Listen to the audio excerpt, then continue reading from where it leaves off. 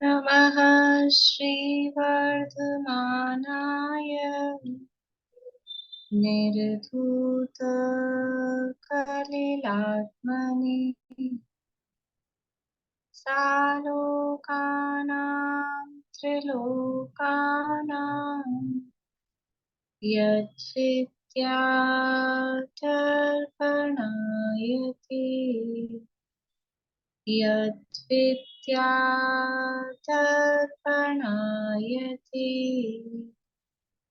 सकल पापमल प्रक्षालक श्री वर्धमान को करुण नमन लोकालोक प्रकाशित करने जिनकी विद्या है दर्पण जिनकी विद्या है दर्पण। श्लोक पाठ करेंगे। रत्नगण शावकाचार्य नामक की ग्रंथ है, आचार्य समंत भद्र द्वारा रचित। इसके अंतर्गत सम्यक दर्शन की चर्चा चल रही है। पहला अधिकार है सम्यक दर्शन अधिकार। सम्यक के भेद प्रभेदों की चर्चा यहाँ चल रही है। 3 प्रकार का सम्यक दर्शन बताया है, औपशमिक, क्षायोपशमिक और क्षायी। ये 3 प्रकार का सम्यक दर्शन किस अपेक्षा से कहा गया है? सम्यक के ये 3 भेद किस अपेक्षा से कहे गए हैं? आशा आंटी। सम्यक के 3 भेद औपशमिक, क्षायोपशमिक और क्षायी 3 भेद ये ना, इनको किस अपेक्षा से कहे गए हैं? औपशमिक को तो जब कर्मों का जो उपशम है, इसी तरह से बताना है। तीनों का कॉमन एक शब्द में बताना है। तीनों को एक कॉमन में समझी नहीं। बोले पूर्णिमा। कर्मों की अपेक्षा से कहे गए हैं। कर्मों की अपेक्षा, ये जो 3 भेद कहे हैं ये कर्मों की अपेक्षा, कर्म का उपशम है कि क्षयोपशम है कि क्षय है, कर्म की अपेक्षा से ये 3 भेद कहे गए हैं। और जब अधिगमज और निसर्गज ये 2 भेद करते हैं तो वो किस अपेक्षा से करते हैं? 2 भेद करते हैं सम्यक के, तन निसर्गाद अधिगमाद्वाद। वो 2 भेद किस अपेक्षा से करते हैं? उत्पत्ति की अपेक्षा से, सम्यक दर्शन उत्पत्ति की अपेक्षा से। ठीक है, तो अलग अलग अपेक्षाओं से अलग अलग तरह से सम्यक के भेद, और भी तरह के भेद किए जाते हैं। अपन ने अन्य किसी प्रकरणों में पढ़े, निश्चय सम्यक, व्यवहार सम्यक, आज्ञा मार्ग बीज आदि 10 प्रकार के सम्यक, सराग सम्यक, वीतराग सम्यक, अनेक प्रकार से सम्यक के भेद होते हैं। पर ये जो 3 भेद है, मुख्य रूप से ये भेद प्रचलित हैं। कर्मों की अपेक्षा से 3 भेद कहे गए हैं। उसमें से सबसे पहले औपशमिक सम्यक की चर्चा की, और औपशमिक सम्यक के 2 भेद हैं। कौन से 2 भेद हैं औपशमिक सम्यक के? बोलिए कविता जी।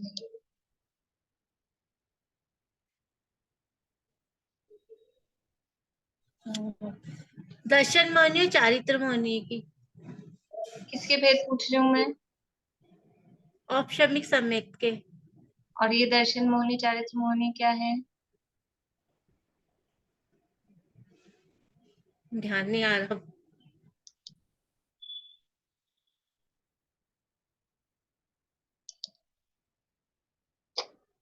अनिता जी। औपशमिक सम्यक और औपशमिक चारित्र। ये औपशमिक भाव के 2 भेद हैं ना, औपशमिक सम्यक और औपशमिक चारित्र। औपशमिक भाव के 2 भेद हैं, वो ठीक है आपकी बात। लेकिन अभी उसमें से जो औपशमिक सम्यक्त है, उस औपशमिक सम्यक्त के 2 भेद, वो मैं पूछ रही हूँ। बोलिए शशि जी। प्रथमो सम्यक्त और द्वितीय सम्यक्त। प्रथमोपशम और द्वितीयोपशम। औपशमिक सम्यक के 2 भेद कौन से हैं? प्रथमोपशम सम्यक्त और द्वितीयोपशम सम्यक्त। ये 2 भेद औपशमिक सम्यक्त के होते हैं। तो उसमें से प्रथमोपशम सम्यक्त ही प्रमुखतया से पाया जाता है। द्वितीयोपशम तो कभी किसी को होता है, अनिवार्यता उसकी नहीं है। तो यहाँ मुख्य जो वर्णन सारा किया, प्रथमोपशम सम्यक के योग्य कौन है, उसकी पात्रता, फिर उसकी प्रक्रिया, उसमें होने वाली 5 लब्धियां, उसकी अपात्रताएं, वो सारी चर्चा यहाँ प्रथमोपशम सम्यक की अपेक्षा से की गई है। और प्रथमोपशम सम्यक्त्व का काल पूरा होने के बाद में फिर जीव के पास 4 रास्ते होते हैं। प्रथमोपशम सम्यक्त्व का काल कितना है और फिर वो 4 रास्ते कौन से हैं। काल कितना है प्रथमोपशम सम्यक्त्व का?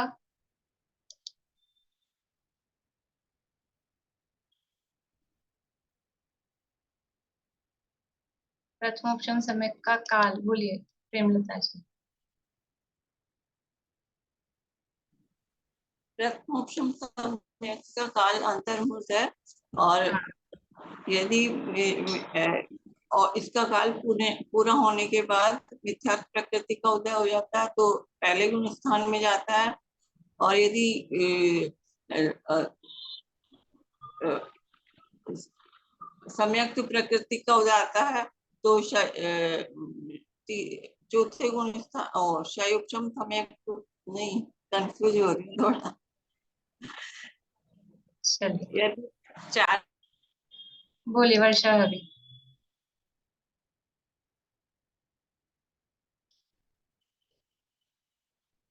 आवाज बंद है वर्षा भाभी, आवाज बंद है। औपशमिक सम्यक होने के बाद मिथ्यात्व के जब 3 टुकड़े होते हैं, यदि मिथ्यात्व का उदय आता है तो पहले गुण स्थान में आ जाता है। यदि सम्यक मिथ्यात्व प्रकृति का उदय होता है, उसमें जब एक समय 6 अवली शेष रह जाते हैं और अनंतानुबंधी का किसी का उदय आने पर दूसरे फिर से सोच लीजिए क्या बोल रहे हैं आप। सम्यक मिथ्यात्व प्रकृति का उदय होता है और फिर वो 6 अवली समय शेष रहता है। नहीं, सम्यक प्रकृति का उदय आने पर, अनंतानुबंधी का उदय आने पर, सम्यक प्रकृति का भी उदय और अनंतानुबंधी का भी उदय, दोनों उदय। सम्यक प्रकृति का उदय आने पर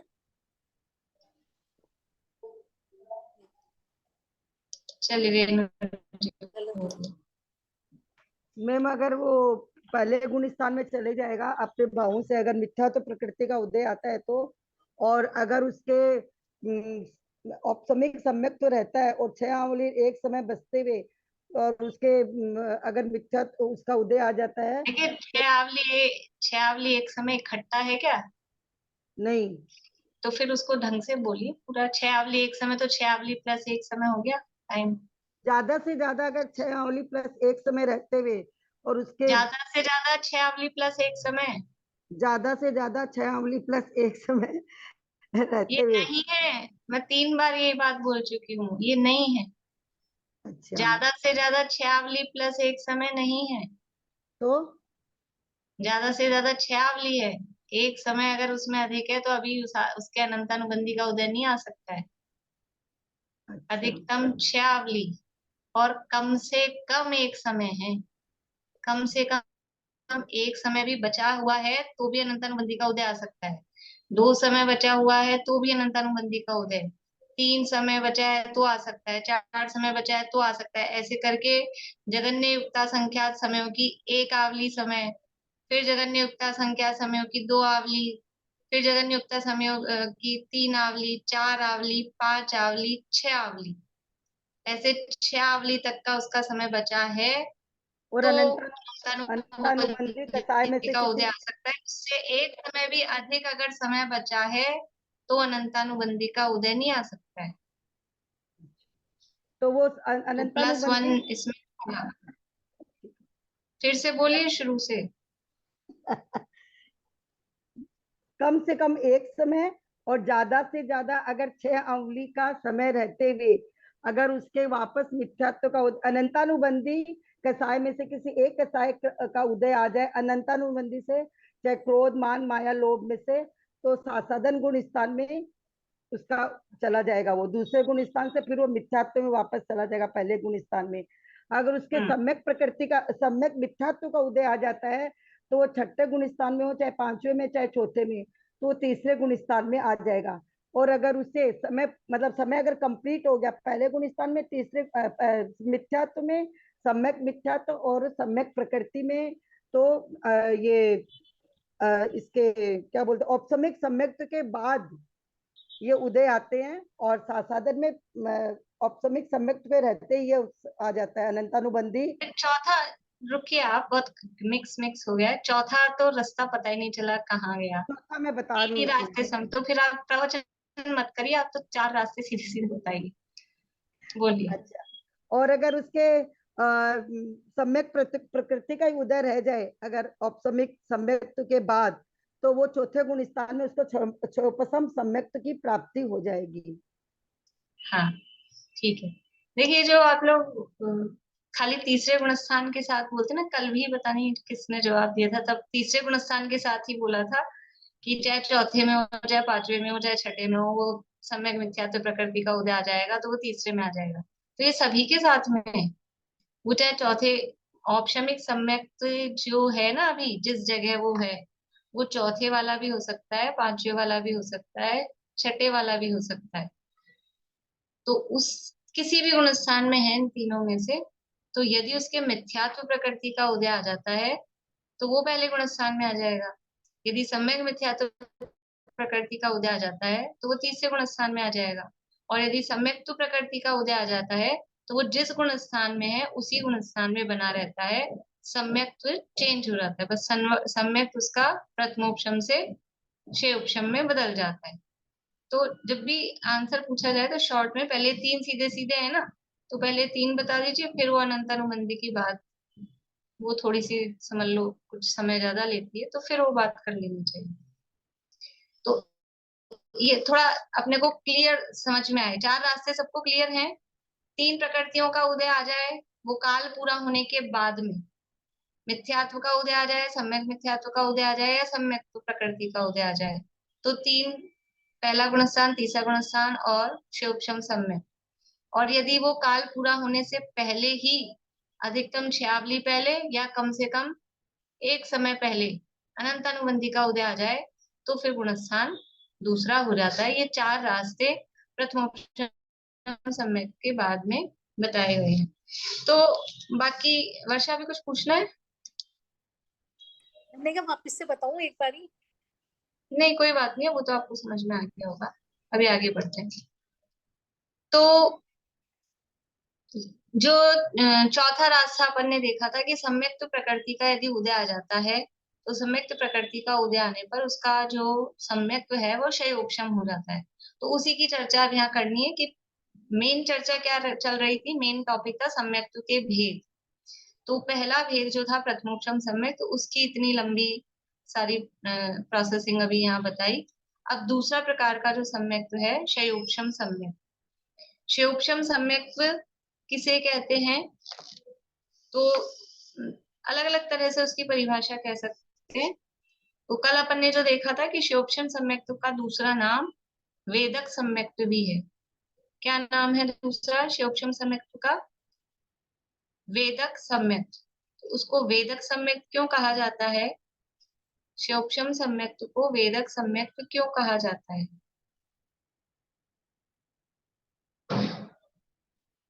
बोली विनीता आंटी। हाँ जी, मिथ्यात्व के 3 टुकड़े होने के बाद सम्यक प्रकृति का वेदन कर रहा है, इसलिए इसका नाम वेदक सम्यक। हाँ, सम्यक्त प्रकृति का ये वेदन कर रहा है, अर्थात सम्यक्त प्रकृति के उदय के कारण इस सम्यक्त का नाम वेदक सम्यक्त कहा गया है। शॉर्ट में अपन बोले कि वेदक वेदन यानी वेदक कर रहा है। वेदन किसका कर रहा है? सम्यक्त प्रकृति के उदय का। सम्यक्त प्रकृति के उदय में क्या काम होता है? सम्यक्त प्रकृति क्या काम करती है?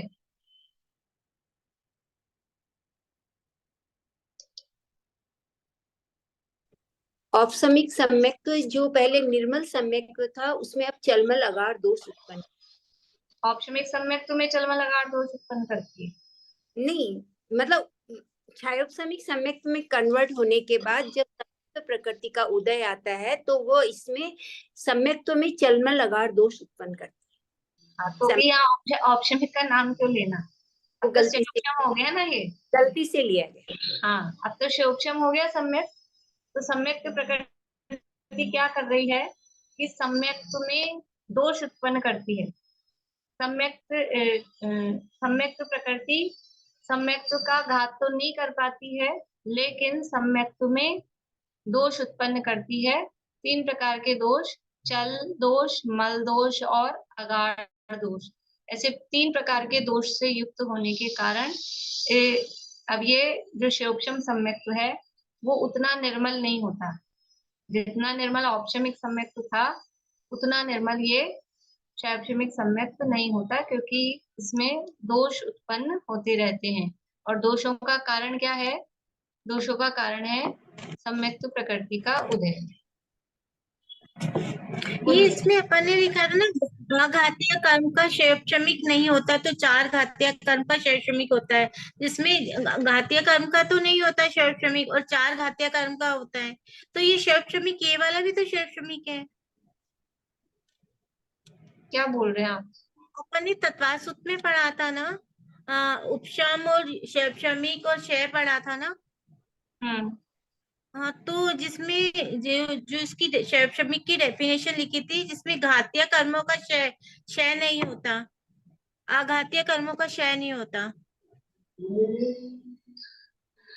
आपने क्या लिख लिया? वहां लिखा था आघातीय कर्मों में शयोक्षम नहीं होता।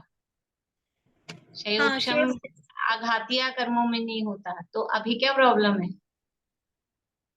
तो फिर इसकी डेफिनेशन भी यही वाली होगी या अलग होगी? दोनों की डेफिनेशन कहाँ है? ये डेफिनेशन तो अलग चीज होती है, वो एक स्वरूप बताया था कि 4 चीजें देखी थी हमने, उदय, उपशम, शयोक्षम और शय।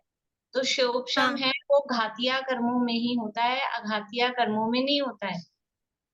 ठीक है, ये नियम है, ये कोई डेफिनेशन नहीं है, ये एक नियम है कि शयोक्षम घातीय कर्मों में ही होता है। और अभी बात चल रही है शयोक्षमिक सम्यक्त्व की। अभी वो शयोक्षम भाव है, थोड़ा सा शयोक्षम भाव है, वो बड़ी चीज है। शयोक्षमिक सम्यक्त्व शयोक्षम भाव का एक पार्ट है, वो एक भेद है उसका। शयोक्षम भाव के 18 भेद हैं शैक्षणिक भाव के, उसमें से एक भेद है शैक्षणिक सम्यक्त्व। तो वो एक व्यापक चीज है, वो बड़ी चीज है, ये उसका एक पार्ट है। और यहाँ शैक्षणिक सम्यक्त्व की बात चल रही है, तो सम्यक्त्व से संबंधित कर्म कौन सा है? सम्यक्त्व को घातने वाला कर्म कौन सा है? मोहिनी कर्म। मोहिनी कर्म घातीय है कि अघातीय है? मोहिनी कर्म तो वो घातीय कर्म है। पक्का? हाँ। तो बस फिर क्या प्रॉब्लम है? अभी यही तो कहा है शैक्षम घातीय कर्म में होता है, तो घातीय कर्म में तो हो रहा है शैक्षम। शैक्षणिक सम्यक्त्व से संबंधित जो कर्म है वो घातीय कर्म है, उन घातीय कर्मों का शैक्षम होकर ये शैक्षणिक सम्यक्त्व होगा। फिर प्रॉब्लम कहाँ है? अघातीय कर्मों का नाम कहाँ आ रहा है यहाँ पे? समस्या कहाँ है? एक तो क्या है कि आप जैसे बैठते हैं ना तो आपका चेहरा और वो एकदम काला दिखता है, आपके एक्सप्रेशंस पता नहीं चलते हैं, आपकी लाइट का डायरेक्शन गलत है, पीछे से लाइट आ रही है आपके, तो वो आपका चेहरा पूरा काला दिखता है। बस आप बैठे हो ये दिखता है, तो आपके चेहरे से समझ नहीं आता आपको समझ आ रहा है कि नहीं आ रहा है। ठीक है, ये चेहरा आपका दिखता नहीं है, तो आपको हो जाए तो अपना डायरेक्शन ठीक करिएगा कल से। ठीक है, चलिए। तो ये शैक्षणिक सम्यक्त्व की कल हमने स्वरूप देखा था कि वेदक सम्यक्त्व इसको क्यों कहते हैं, क्योंकि वो सम्यक्त्व प्रकृति का वेदन करता है, उसलिए इस अपेक्षा से इसको यहाँ वेदक सम्यक्त्व कहते हैं। और सम्यक्त्व प्रकृति के वेदन में क्या काम होता है कि वो चल मल अगाढ़ 3 प्रकार के दोष यहाँ पर लगते हैं। और वो कैसे होते हैं कि जिससे उसकी श्रद्धा चलायमान रहती है। चल दोष क्या है? श्रद्धा ऐसी रहती है कमजोर सी। चलायमान का मतलब है कि जल्दी से फिसल जाए, जल्दी से खिसक जाए, ऐसा होता है ना। किसी की तो हड्डियां मजबूत होती हैं और किसी की हड्डियां ऐसी होती है जरा सा एक सीढ़ी से पैर छूट जाए तो फ्रैक्चर, और कोई एक मंजिल से भी गिर जाए तो मजबूत आदमी, उसे कुछ ना हो। तो ऐसा वो चल दोष उसमें होता है कि जरा सा कारण मिला और सम्यक छूटा, ऐसा वो उसमें कर उसको इस तरह का चलायमान करती रहती है वो सम्यक्त प्रकृति।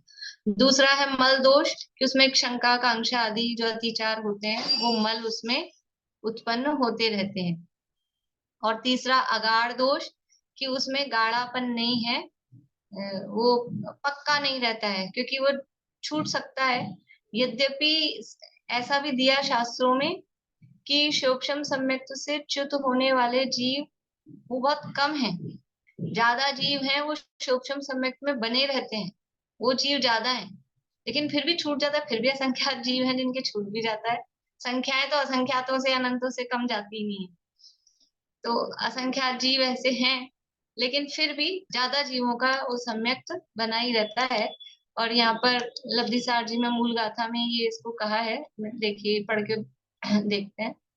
सम्यक प्रकृति के उदय से स्थिरता और निकांक्षा का घात होता है। स्थिरता का घात होने से चल और अगाढ़ दोष उत्पन्न होते हैं, और निकांक्षा का घात होने से मल दोष उत्पन्न होता है।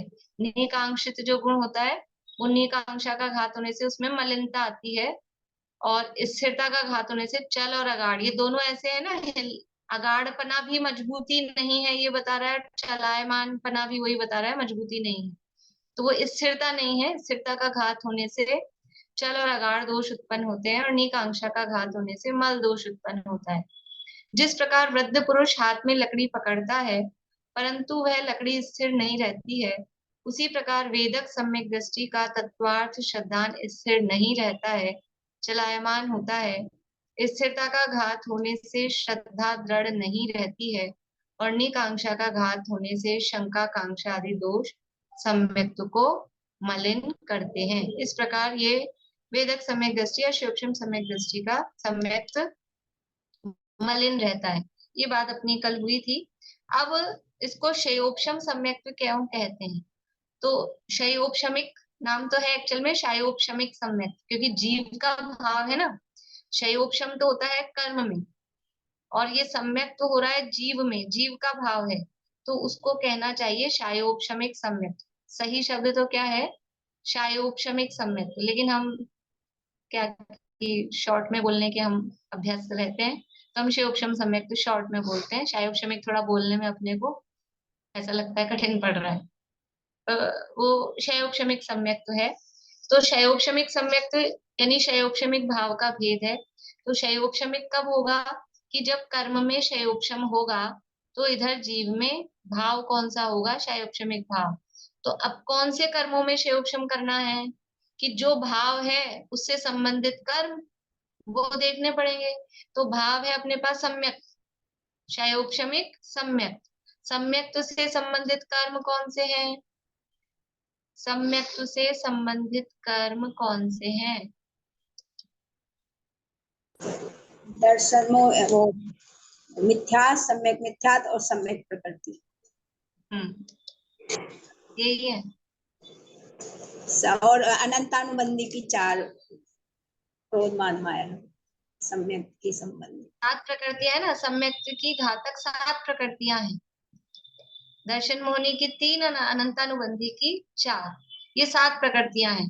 अभी बात चल रही है सम्यक्त की, तो इन 7 को ही अपने को देखना है, बाकी सारे 147 जो कर्म है उनको नहीं देखना है, इन 7 को ही देखना है। इन 7 में करना है शयोपशम।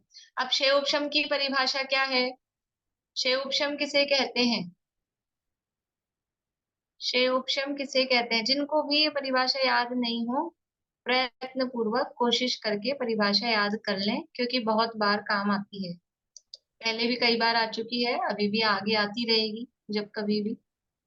बोलिए। वर्तमानकालीन सर्वघाती स्पर्धकों का उदयाभावी क्षय और इन्हीं का सद अवस्थारूप उपशम और देशघाती स्पर्धकों का उदय, इसे क्षयोपशम कहते हैं।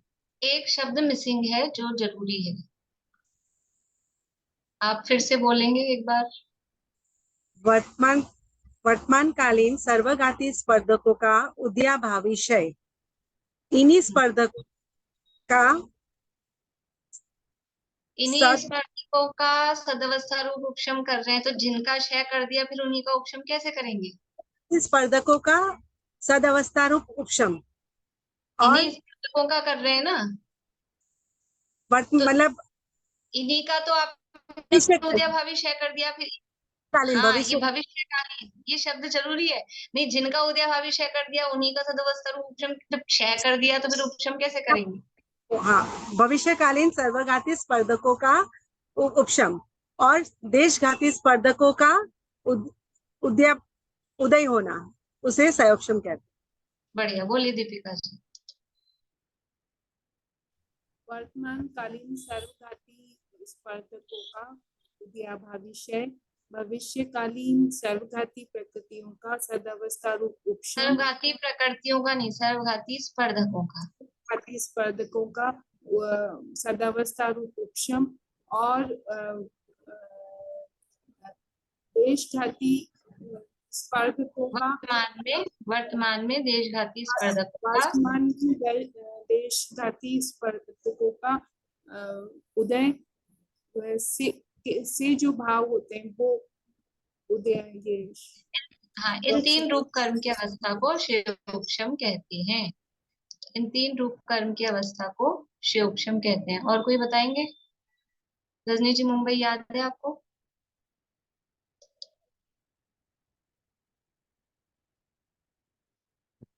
सत्ता में स्थित स्पर्धकों का, मतलब कि सर्वघाती स्पर्धकों का उपशम और वर्तमान। नहीं रुकिए, एक बार और सुनिए, आप एक बार ध्यान से सुनिए, फिर पूछते हैं। वंदना भाभी,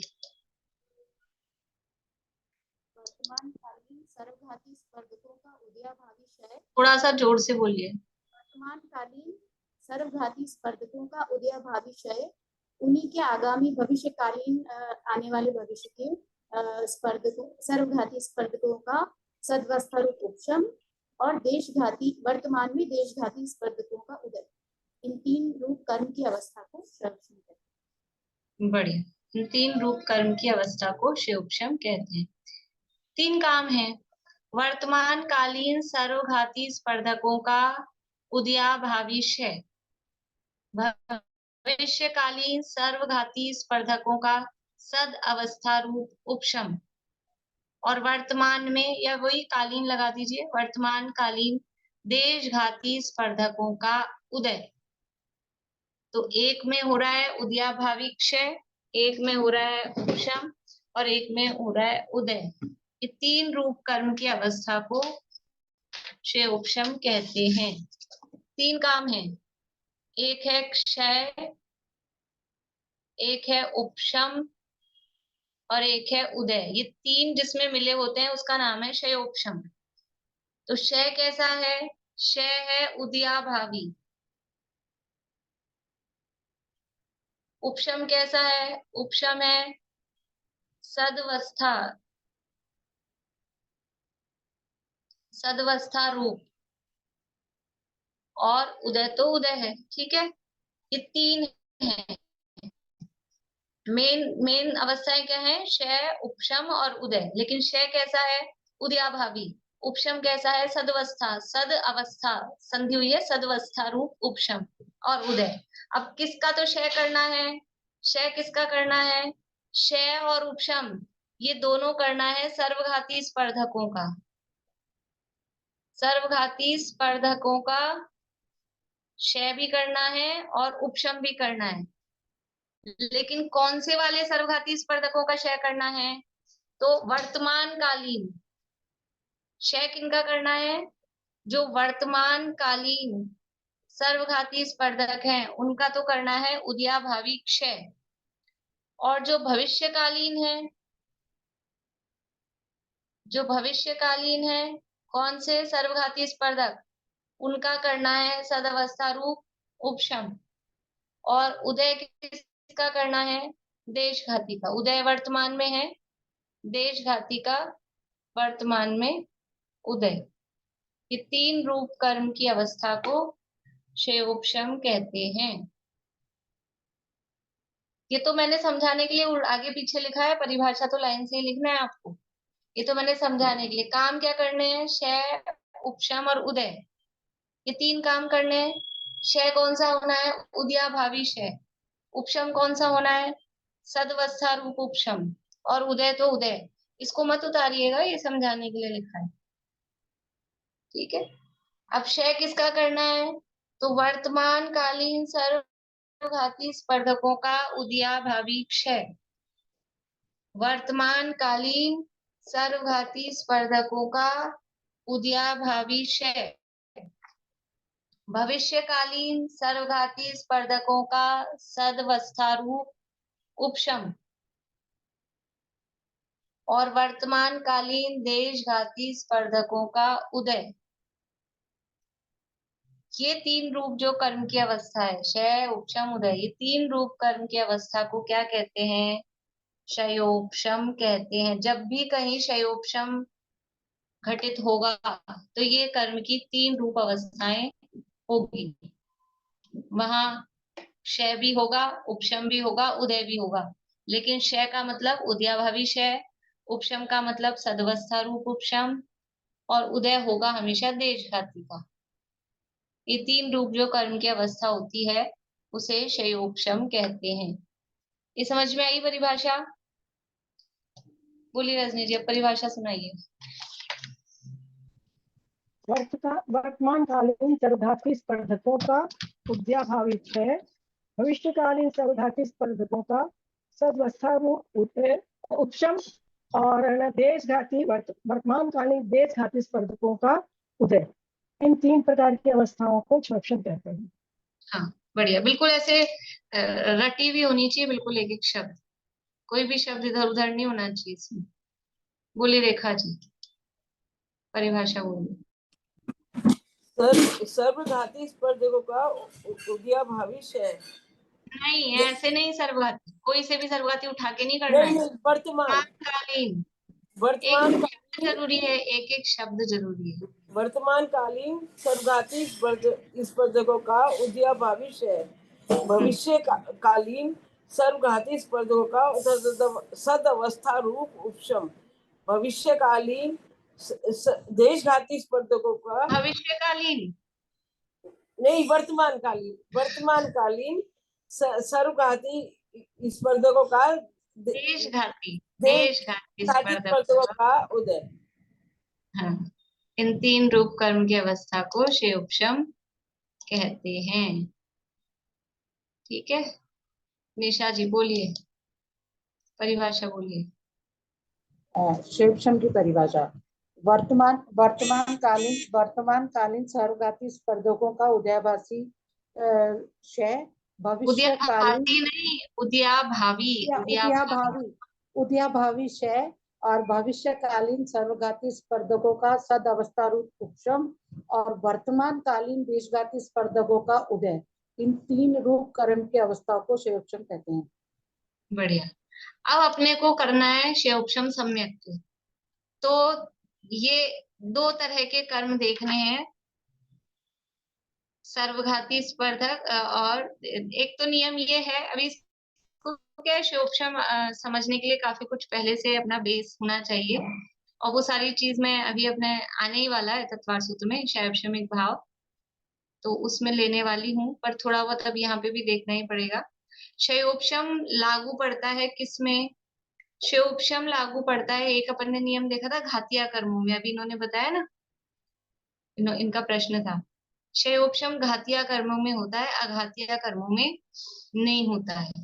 और जो घातिया कर्म है, घातिया कर्म की जो प्रकृतियां हैं, उनमें दो प्रकार के स्पर्धक होते हैं। स्पर्धक क्या चीज होती है?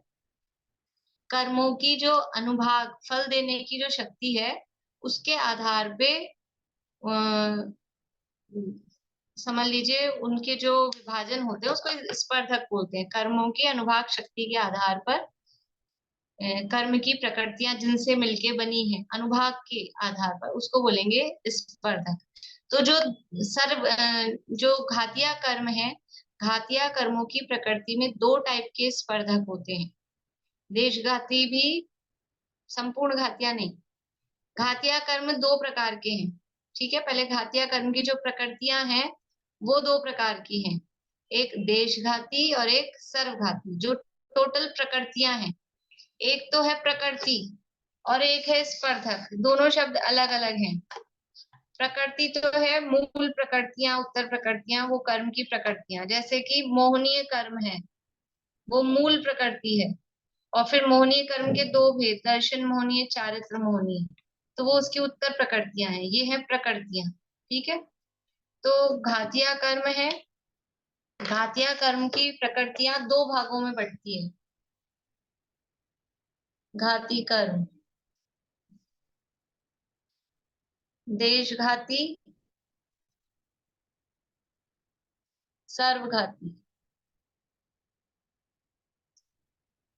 देशघाती, देश का मतलब क्या होता है? देश का मतलब होता है आंशिक, एक देश, पार्टली। तो जो जीव के गुण का घात करे उसे कहते हैं घाती कर्म। तो जो आंशिक घात करे वो कहलाता है देशघाती। जो पूर्ण रूप से घात करे वो कहलाता है सर्वघाती। शब्दों से समझ में आता है अर्थ? घाती कर्म यानी जीव के गुणों का घात करने में जो कर्म निमित्त बने। जो आंशिक रूप से घात करते हैं वो कहलाते हैं देशघाती। जो पूर्ण रूप से घात करते हैं वो कहलाते हैं सर्वघाती। ठीक है, अब घातिया कर्म की टोटल प्रकृतियां होती है 47। घातिया कर्म कौन कौन से हैं? घातिया कर्म कौन कौन से हैं? बोलिए पद्मा जी। ज्ञानावर्णीय, दर्शनावर्णीय, मोहिनी और अंतराय। ज्ञानावर्ण, दर्शनावर्ण, मोहिनी और अंतराय, ये 4 कर्म है घातिया कर्म। इनकी प्रकृतियां कौन कौन सी? उत्तर भेद। ज्ञानावर्ण की कितनी है? दर्शनावर्ण की? कविता जी पता है आपको? ध्यान पता है लेकिन ठीक से नहीं।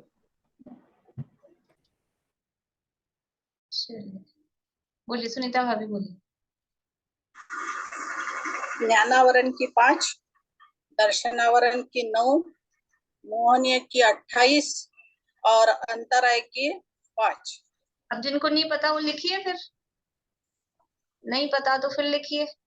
ज्ञानावरण की 5, दर्शनावरण की 9, मोहनी की 28 और अंतराय की 5, कुल मिला के हो गई है 47। जोड़ लीजिएगा, ये 47 है। ये 47 घातिया कर्म की हैं। इनमें से जो 26 प्रकृतियां हैं वो देशघाती हैं और 21 प्रकृतियां हैं वो सर्वघाती हैं। अभी मैं वो टाइम भी नहीं है, ज्यादा विभाजन नहीं बता रही हूँ आपको, अपने को जो जरूरत है उतने तक ही पहुंच रहे हैं। फिर अपन शिवक्षम पढ़ेंगे 2-4 दिन बाद तत्वार सूत्र में, तब वापस से आएगा ये। 47 है टोटल। 47 में से 26 देशघाती है, 21 सर्वघाती है। ठीक है, ये इनका विभाजन है। वो एक एक के नाम वगैरह अपन शिवक्षम जब पढ़ेंगे तत्वार सूत्र में तब वहां पर पढ़ेंगे। तो अपने को तो यहाँ पर इन चारों को, इन 7 में से देखना है 7 प्रकृतियां कौन सी है। दर्शन मोहनी की 3 और अनंतानुबंधी 4 जो सम्यक से रिलेटेड है। इनमें अपने को देखना है कि कौन सी देशघाती है, कौन सी सर्वघाती है। तो जो मिथ्यात्व और सम्यक मिथ्यात्व, मिथ्यात्व और सम्यक मिथ्यात्व, मिथ्यात्व और सम्यक मिथ्यात्व, ये 2 प्रकृतियां हैं। ये तो है, उल्टा लिख दिया, सर्वघाती। मिथ्यात्व और सम्यक मिथ्यात्व तो है सर्वघाती। मिथ्यात्व और मिश्र लिख देती हूँ, और मिश्र ये है सर्वघाती दर्शन मोहनी में से। और सम्यक तो प्रकृति जो है वो कैसी है? देशघाती। ठीक है, दर्शन मोहनी की 3 प्रकृतियों में से मिथ्यात्व और सम्यक मिथ्यात्व तो है सर्वघाती, और सम्यक तो प्रकृति है देशघाती। देशघाती मतलब उस गुण का आंशिक घात करती है, सर्वघाती मतलब उस गुण का पूरा घात करती है। ये सिद्ध होता है कि नहीं होता है? आप लोगों को समझ में आए? ये सिद्ध कर सकते हैं कि ये सर्वघाती है और ये देशघाती है। अभी अभी अपन ने देखा ना, 3 प्रकृतियों का उदय आ रहा था, 4 रास्ते अभी अपन ने देखे। तो मिथ्यात्व का उदय आया तो सम्यक तो बचा क्या? थोड़ा भी। औपशमिक सम्यक का काल पूरा होने के बाद में अगर मिथ्यात्व का उदय आ जाता है तो थोड़ा बहुत सम्यक तो बच जाता है क्या? नहीं बचता है, पूरा घात करती है। अच्छा, औपशमिक सम्यक का काल पूरा होने के बाद में सम्यक मिथ्यात्व का, मिश्र प्रकृति का उदय आ जाता है तो सम्यक तो बचता है थोड़ा सा, चौथे गुण स्थान में रहता है वो जीव। मिश्र प्रकृति का उदय आने पर चौथे गुण स्थान में रहता है क्या निशा जी? मिश्र प्रकृति का उदय आएगा जब गुणस्थान कौन सा होगा? पहला, दूसरा, तीसरा, चौथा, कौन सा गुणस्थान होगा? तीसरा गुणस्थान हो जाएगा। तो सम्यक तो बचेगा क्या? नहीं बचेगा ना, गुणस्थान ही बदल गया। सम्यक तो चौथे गुणस्थान से है, तो ये भी सम्यक का पूरा घात कर रही है। ठीक है, लेकिन सम्यक्त प्रकृति का उदय आया था तो गुणस्थान कौन सा था? सम्यक्त का उदय आने पर निशान टी, सम्यक्त का उदय आने पर दूसरा गुणस्थान होगा। सम्यक्त प्रकृति का उदय आने पर गुणस्थान वही चौथा का चौथा ही रहेगा ना, शैक्षणिक सम्यक्त हो जाएगा। तो ये सम्यक्त प्रकृति का उदय सम्यक्त का घात नहीं कर रहा, देशघाती है। समझ में आ रहा है? ये इससे समझ में आ रही है ये चीज, ये सर्वघाती क्यों है, ये देशघाती क्यों है। ठीक है, अब अपने पास रह गई है 7 में से 3 हो गई, अब बची अनंतानुबंधी। अब आप लोग बताइए, अनंतानुबंधी सर्वघाती है कि देशघाती है? अनंतानुबंधी सर्वघाती होगी कि देशघाती? इसी लॉजिक से उसको ऐसे देखिए कि अनंतानुबंधी का उदय आने पर वो गुणस्थान कौन सा हो जा रहा है। अनंतानुबंधी का उदय आने पर क्या हमारा सम्यक तो बचा हुआ है? इस आधार पर आप देखिए कि सम्यक सर्वघाती है कि देशघाती है। सम्यक नहीं, सॉरी, अनंतानुबंधी सर्वघाती है कि देशघाती है?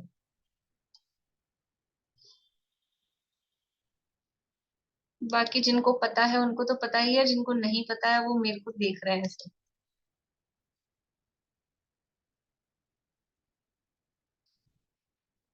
बढ़िया, सब लोगों के सही जवाब आ रहे हैं। अनीता जी बोलिए, क्या जवाब दे रहे हैं आप? देशघाती। क्यों है देशघाती? अनंतानुबंधी क्योंकि देशघाती। एक उंगली तो सर्वघाती के लिए थी, पहली बात। आप एक उंगली दिखा रहे हैं। वो शुरू में देशघाती लिखा है ना इसमें, फिर सर्वघाती लिखा है अच्छा, इसलिए ठीक है। मैंने देशघाती बोला। देशघाती क्यों है? अनंतानुबंधी देशघाती क्यों है? क्योंकि वो है ना, दब जाती है, पूरी तरह से उसका अंत नहीं अभी होता। अभी मैंने आपको लॉजिक दिया ना। देशघाती देखने के लिए आप ये देखिए कि अनंतानुबंधी का उदय आने पर सम्यक तो बच रहा है क्या? अगर बच रहा है तो वो देशघाती है। बचता है सम्यक? अनंतानुबंधी का उदय आने पर सम्यक तो बचता है? बोलिए कविता जी। नहीं। हाँ, सम्यक बचता है क्योंकि वो चौथा गुणस्थान होता है अनंतानुबंधी का उदय आने पर। अभी पूरी एक्सरसाइज करी शुरू से, जबकि 2-3 दिन से कर रहे हैं अपन।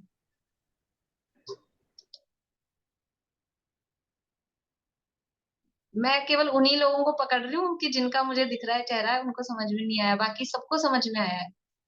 बाकी सबके चेहरे, जितने लोग हैं ना, 63 हैं बैठे, उसमें से 3 लोग ही हैं जिनके चेहरे मुझे समझ में आ रहे हैं कि इनको समझ नहीं आया है। बाकी सबको समझ में आया है, लेकिन इनको क्यों नहीं समझ आया, इसलिए इनको पकड़ रही हूँ। अनीता जी को उठा रही। अभी जस्ट ज्वाइन कर रहा है, तो एक मिनट, अनंतानुबंधी का उदय आने पर पूछ रहे ना, तो साधन में चला अनंतानुबंधी का जाएगा? उदय आने पर सम्यक तो बचेगा या नहीं बचेगा, ये बताइए। नहीं बचेगा ना, साधन में चला जाएगा वो। हाँ, नहीं बचेगा, साधन में आ रहा नहीं है ना, बचेगा। सम्यक तो कहाँ बच रहा है? इसलिए अनंतानुबंधी कौन सी प्रकृति होनी चाहिए, देशघाती की सर्वघाती? वो सर्वघाती होगी ना फिर। सर्वघाती होनी चाहिए, क्योंकि वो सम्यक का घात कर रही है। अनंतानुबंधी का उदय आने पर सम्यक तो नहीं बचता है। कहा तो था वो वॉमिटिंग हो जाती है, सम्यक की विराधना हो जाती है। गुणस्थान, अगर आपको ये भी समझ में नहीं आ रहा कि सम्यक तो बच रहा है कि नहीं बच रहा, तो गुणस्थान देख लीजिए। सम्यक तो का गुणस्थान चौथा ही होता है। चौथे से नीचे वाले गुणस्थान वो सम्यक दृष्टि के नहीं है। तो चाहे तीसरे में भी आ रहा है तो भी सम्यक तो नहीं बच रहा, चाहे दूसरे में भी आ रहा है तो भी सम्यक तो नहीं बच रहा, और पहले में आ रहा है तो बच ही नहीं रहा है। वो तो साफ साफ ही दिख रहा है। इसलिए 6 प्रकृतियां सर्वघाती हैं। 7 में से 7 थी टोटल। कौन सी 7 थी? 4 अनंतानुबंधी की, 3 दर्शन मोहिनी की। इन 7 में से 6 प्रकृतियां सर्वघाती हैं।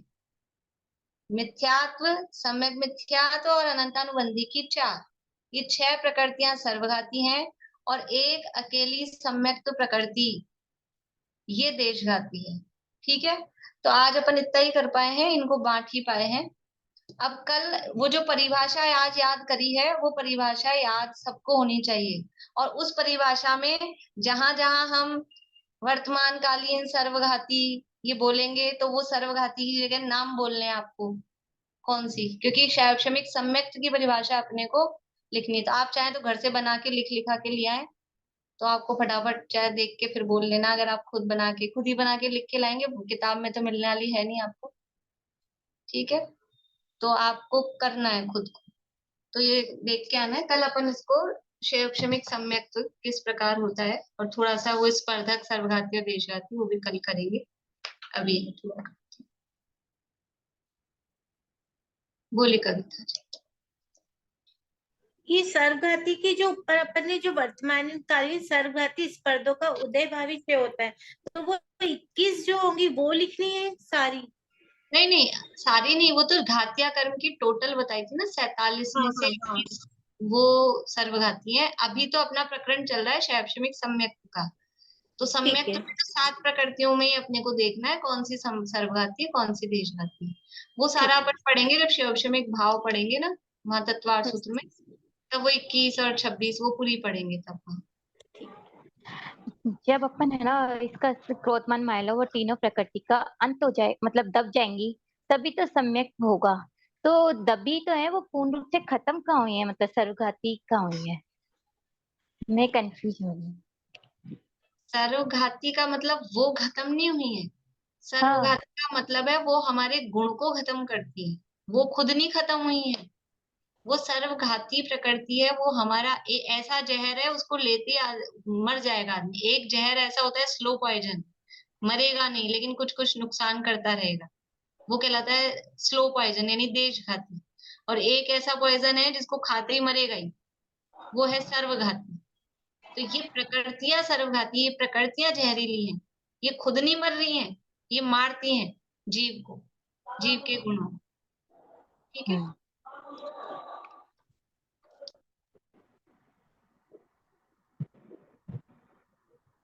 बोलिए कविता जी। मैम एक बार परिभाषा ना मेरी रॉन्ग लिखी गई है। अब अभी बहुत समय हो गया, आप यहीं यहीं लिखी होगी, इसी में है परिभाषा, नहीं तो तत्वार्थ सूत्र में से आप देख लीजिएगा शैक्षणिक भाव में, वहां शैक्षणिक की परिभाषा लिखी, जो पहला ही सूत्र था ना, पहले सूत्र में ही वहां शैक्षणिक की परिभाषा दी हुई है। ये वाली परिभाषा नहीं होगी शायद। यही परिभाषा दी हुई है वर्तमान कालीन सर्वघाती स्पर्धकों का, शैक्षम जो पहला सूत्र है ना, दूसरे अध्याय का पहला सूत्र वहां दी हुई है, वहीं से देख लीजिए।